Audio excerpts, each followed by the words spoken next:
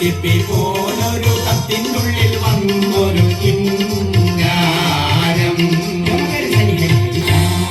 ഈ സമയം ആ നഗ്ന സത്യം അവൻ അവളോട് പറഞ്ഞു. തുണി കൊടുക്കാതെന്നാണ് സത്യം പറയുന്നത്.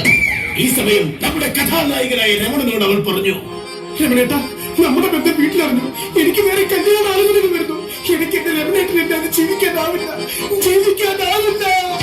ഇത് കേട്ട് ഒടുവിൽ രമണൻ, കഥ പൊളിഞ്ഞു. ഒടുവിൽ രമണൻ അല്ല, പിന്നെ ഒടുവിൽ ഉണ്ണികൃഷ്ണൻ.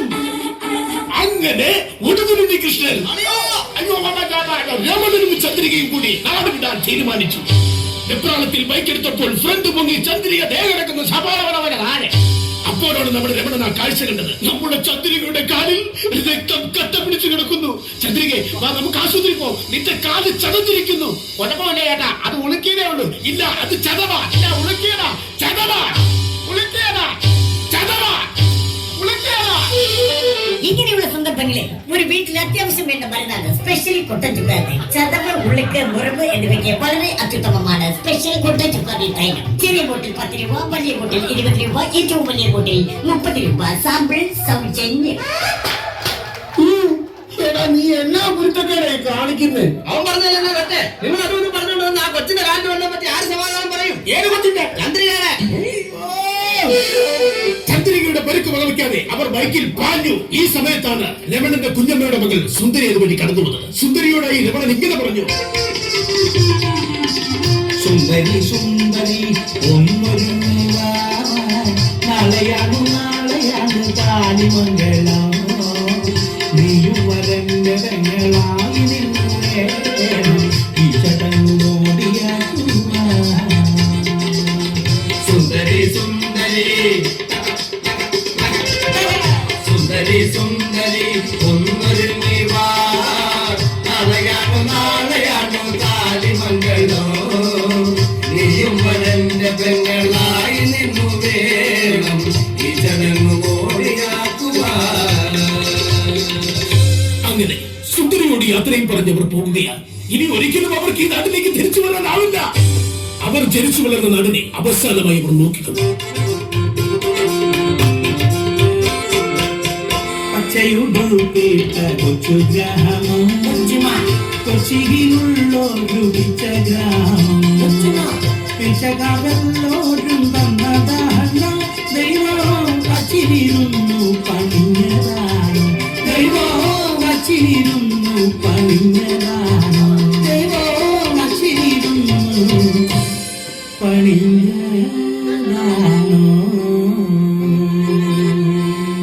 ദൈവം വച്ചിരുന്നു പണിഞ്ഞതാണോ? ദൈവം തച്ചിനിരുന്നു പണിഞ്ഞതാണോ?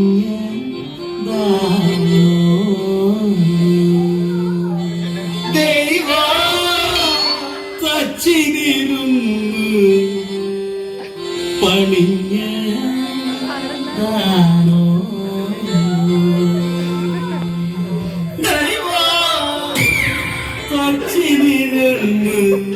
എനിക്കിട്ട് പണിയുവാണോ? എത്ര ദൂരം സഞ്ചരിച്ചെന്ന് അവർക്കറിയില്ല. അവർ എത്തിപ്പെട്ടത് ഒരു ഘോര വനത്തിലായിരുന്നു. മാടനും മറുതയും യക്ഷിയും വിഷപ്പാമ്പുകളും അടയിരിക്കുന്ന ഒരു ഘോര വനത്തിൽ. ഒരു സൈഡിൽ മാടനും മറുതയും യക്ഷിയും, മറു സൈഡിൽ ജീവിക്കാൻ അനുവദിക്കില്ല എന്ന പിടിവാശിയുമായി ചന്ദ്രികയുടെ അച്ഛനും അമ്മയും.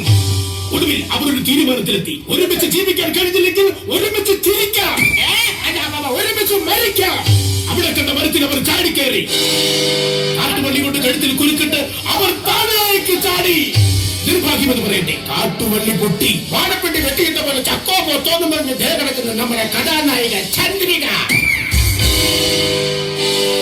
ആ സമയം കാട്ടുവള്ളിയിൽ തൂങ്ങിയാടുന്ന രമണനെ നിറകണ്ണുകളോടെ ചങ്കു പൊട്ടിയവൾ നോക്കി. ഈ സമയത്താണ് സംഭവിച്ചത്. ഇന്ത്യൻ വിവരം അറിയിച്ചതനുസരിച്ച് കാട്ടുവള്ളിയിൽ തൂങ്ങി അവനെത്തി. വള്ളിയിൽ പൊട്ടി താഴെ കിടക്കുന്ന നമ്മുടെ ചന്ദ്രികയെ എടുത്തോണ്ട് അവനൊരൊറ്റ പോക്കായിരുന്നു. തന്റെ എല്ലാമായ രമണൻ എന്തെങ്കിലും തിരിച്ചു വരുമെന്നുള്ള പ്രതീക്ഷയുമായി ടാർസന്റെ 3 മക്കളെയും പെറ്റ് പതിവ്രതയായി ചന്ദ്രിക ഇപ്പോഴും രമണനെ കാത്തിരിക്കുകയാണ്. പ്രിയമുള്ളവരെ, എന്റെ കഥ ഇവിടെ അവസാനിക്കുന്നില്ല.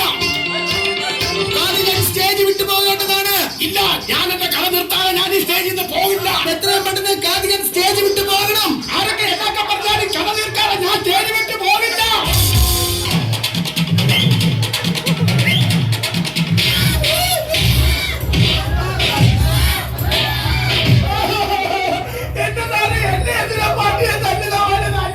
തന്നെ എന്തിനാ തല്ലുന്നേന്നോ? എടാ, നിന്റെ ഈ കഥ അടുത്ത മാസം 5-ാം തീയതി എന്റെ അമ്പലത്തിൽ ഞാനാ സ്പോൺസർ ചെയ്തേക്കുന്നേ. നിന്റെ കൈയും കാര്യം ഇന്ന് ഞാൻ തല്ലി ഓടിച്ചില്ലെങ്കിൽ പരിപാടിയിൽ നിന്ന് നാട്ടുകാർ എന്റെ കൈയും കാര്യം തല്ലി ഓടിക്കും.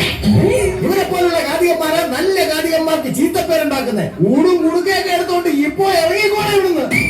ദൈവമേ, കാറ്റിലിരുന്ന് പണിയുവാൻ